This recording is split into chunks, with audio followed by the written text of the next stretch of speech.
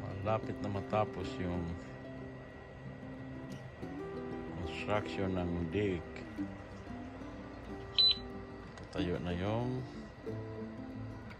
pergola. Cut release. Mga brackets na lang yung kulang. At isang step dito sa harapan.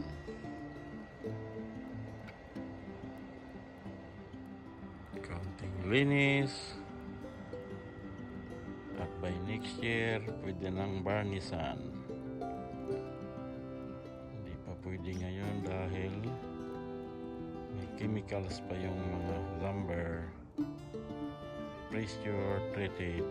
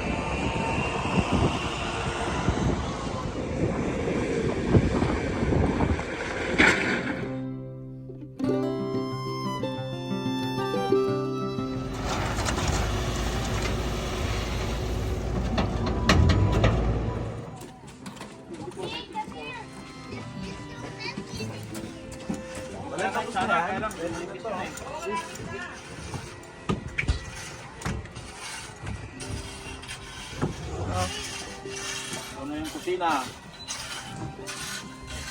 Nililibel na at lalagyan ng patio block. Bibili kami sa Home Depot. Problema, wala pang mag-sponsor. Ano natin?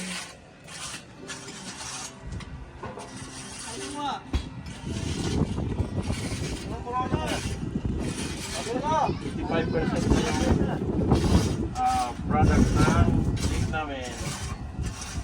Dapat to, inano mo to eh. Pininturahan. Ano? Ito, nakatulad nito, wala bang ganon? Lalihain yan tapos tuturahan.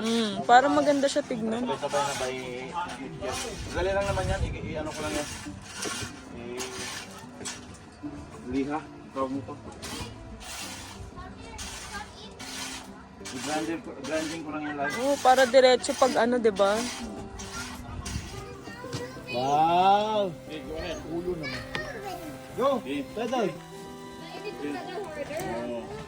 Good! Wala ba tayong pamaypay ng mga steak? Hindi pa ata kasi abot. Kaya niya. Hindi, abot niya lang, maano lang, mag-grass. Hindi mo gusto lang sa ata. Kasi kanina tinry ko makita. Dahil kasi pinama siya full gear yung sa ni pati sa ulo. Backing up, Helmet. Oo, pa. Alam mo ba? Meron siya lang. Okay. No, there's a table here too. Maabo pala. Malapot na. Pakin yung ice cream cone. You dropped your ice cream cone. There's an ice cream in there. Ah, really? Yeah, you bring it here at the table. Oh, go grab your. Magandang umaga, Regina. Kalmado yung hangin dahil maaga pa. Sunday, June 9, Regina, Saskatchewan.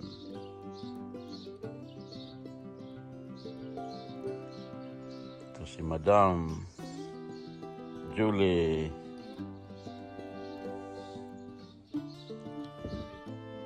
Walang ginagawa kundi cellphone lang lagi. Baliktad.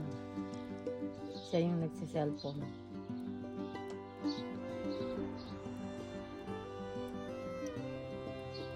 Ulap sa taas ng trellis ng pergola.